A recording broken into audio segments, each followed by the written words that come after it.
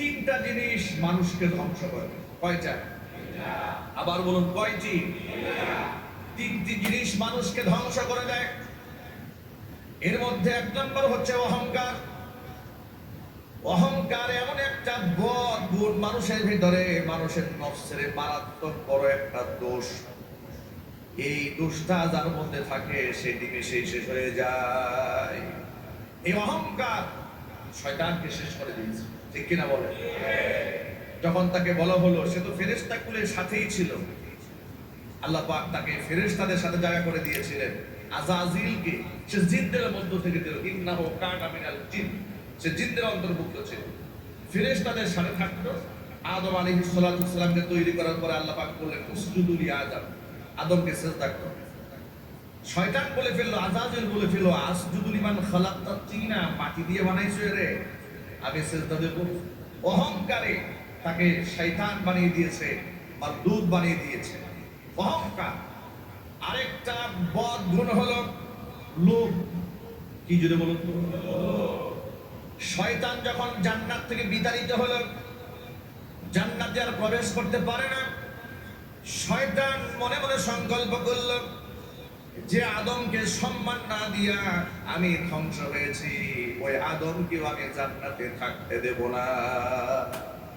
এবার সে ষড়যন্ত্র পাকাতে শুরু করল। জান্নাতের দরজা এবং জানালার বাহির থেকে মাঝে মাঝে এসে উকি দেয়, উকি দিয়ে দিয়ে আদমকে হাওয়াকে নানানভাবে বোঝাবার চেষ্টা করে। আদম আলাইহিস সালাতু ওয়াস সালামকে বুঝায়, অনেকভাবে বুঝালো যে দেখো, আমি কিন্তু এখানকারই বাসিন্দা, অনেক পূর্ব থেকে আমি এখানে ছিলাম, আমি এখানকার ভালো মন্দ জানি। তুমি যে নাজ নিয়ামতের মধ্যে আছো, এটা কি তুমি চাও না সারা জীবন বলে এখান থেকে তুমি থাকো? বলে অবশ্যই আমি চাই। তুমি যদি চাও, তুমি কি জানো তোমার রব তোমাকে নিয়ে কি পলিসি অবলম্বন করেছে? বলে তা তো আমার জানা। পলিসি একটা আছে, তোমাকে কিন্তু বেশি দিন এখানে রাখবে না, কিছুদিন পরে তোমার মৃত্যু হয়ে যাবে, তুমি এই সুখের এই স্বর্গ রাজ্য ছেড়ে তুমি একদিন হারায় যাবে। তুমি চাও? বলে না, এটা মোটেও চাই না। তাহলে একটা কাজ করো, আচ্ছা আল্লাহ কি তোমাকে ওই গাছের কাছে যেতে বারণ করেছে না? বলে হ্যাঁ, বারণ তো করেছে। তুমি কি জানো কেন বারণ করেছে? তা তো আমি জানি। আমি জানি না কেন আমাকে বারণ করেছে। গন্ধম গাছের নিকটবর্তী হতে আমাকেও বারণ করেছে, আমার স্ত্রীকেও আল্লাহ পাক বারণ করেছে। তুমি যে জানো না যে কেন বারণ করেছে? বলে তা তো আমি জানি। বারণ করেছে এই জন্য, তুমি যদি ওই গাছের ফল ভক্ষণ করো তাহলে তুমি চিরঞ্জীব হয়েছে, তোমার আর কোনদিন মৃত্যু হবে না, তুমি অমর হয়ে যাবে, তাই নাকি? বলে হ্যাঁ। এই কথা আদম আলাইহিস সালাতু ওয়াস সালাম আমলে ফেলেন। তিনি বলেছেন না, আমার রব আমাকে নিষেধ করেছে, আমি ওই গাছের নিকটবর্তী হব না। চিল্লায় বলেন সুবহানাল্লাহ। শয়তান পলিসি অবলম্বন করেছে। শয়তান যখন দেখেছে হযরত আদম আলাইহিস সালাতু ওয়াস সালামকে কোনোভাবেই বসে আনা যাচ্ছে না,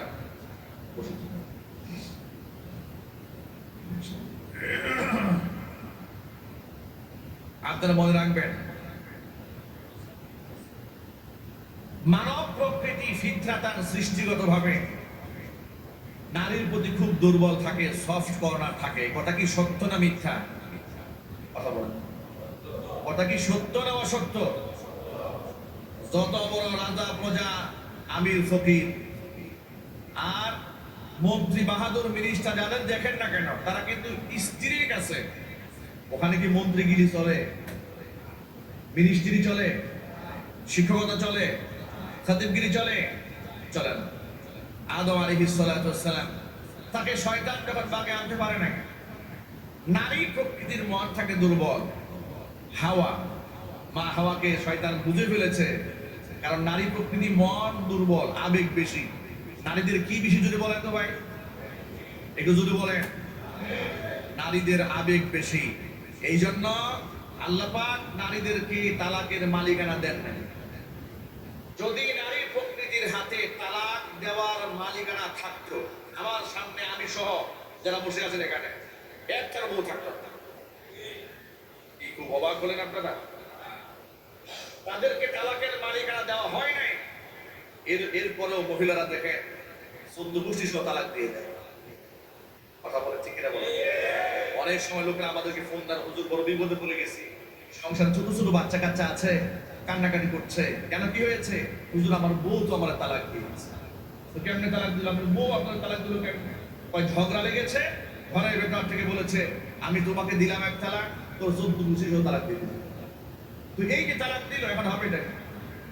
এই শারীরিক মাসআলা হচ্ছে যে আপনি যদি আপনার পক্ষ থেকে স্ত্রীকে তালাক দেওয়ার মালিকানা অর্পণ না করেন, হস্তান্তর যদি আপনি না করেন, স্ত্রী নিজের পক্ষ থেকে তালাক দিতে পারবে না। আবেগ বেশি, রাগ বেশি, উৎসাহ বেশি, ভালোবাসাও বেশি, মহব্বত বেশি। সুবহানাল্লাহ।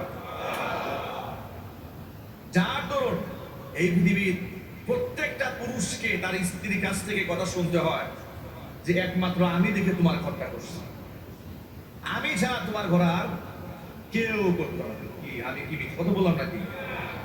একমাত্র আমি দেখে তোমার ঘরটা করছি, কেউ তোমার ঘর করতে হবে। এই কথা মোটামুটি সব স্বামীরা চলে ফেলছে। আল্লাহ পাক আহকামুল হাকিমিন, তিনি জানেন এটা নারীদেরকে আল্লাহ কি দিয়ে বানিয়েছেন, তালাকের মালিকানা আমাদেরকে দেন। হাওয়া আলাইহিস সালাতু ওয়াস সালামের কাছে শয়তান গিয়েছে, তাকে গিয়ে বলল, মা আমি আপনার কল্যাণকামী, আপনার স্বামী কি এত বুঝাইলাম উনি বুঝলো না। আচ্ছা আপনাকে একটা জিনিস বুঝায়, আপনি বলেন তো, আপনারা চিরঞ্জীব হয়ে চিরদিন এখানে থাকতে চান না? বলে নিশ্চয়ই চাই।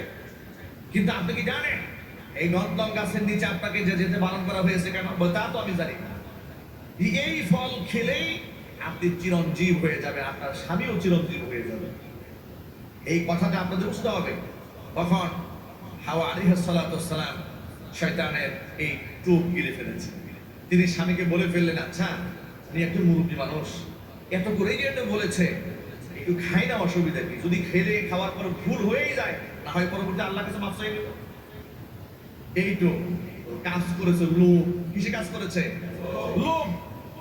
তিনটা জিনিস মানুষকে ধ্বংস করে, এক হচ্ছে অহংকার, এক হচ্ছে লোভ, আর এক হচ্ছে হিংসা। এই তিনটা জিনিস মানুষকে শেষ করে দেয়, ধ্বংস করে দেয়। অহংকারের কারণে ধ্বংস হয়েছে শয়তান, লোভের কারণে জান্নাত থেকে বহিষ্কৃত হয়েছেন মা হাওয়া আলাইহিস সালাতু ওয়াস সালাম, আদম আলাইহিস সালাতু ওয়াস সালাম, দুজনে জান্নাত থেকে পরিত্যক্ত হয়েছেন। জামা কাপড় খুলে তাদেরকে জান্নাত থেকে বহিষ্কার করা হয়েছে। কিসের কারণে বলেন তো? লোভের কারণে। তিন নাম্বার হচ্ছে হিংসা। হিংসার বশবর্তী হয়ে এই পৃথিবীতে সর্বপ্রথম আদম আলাইহিস সালাতু ওয়াস সালামের ছেলে কাবিল তার ভাই হাবিলকে হত্যা করে।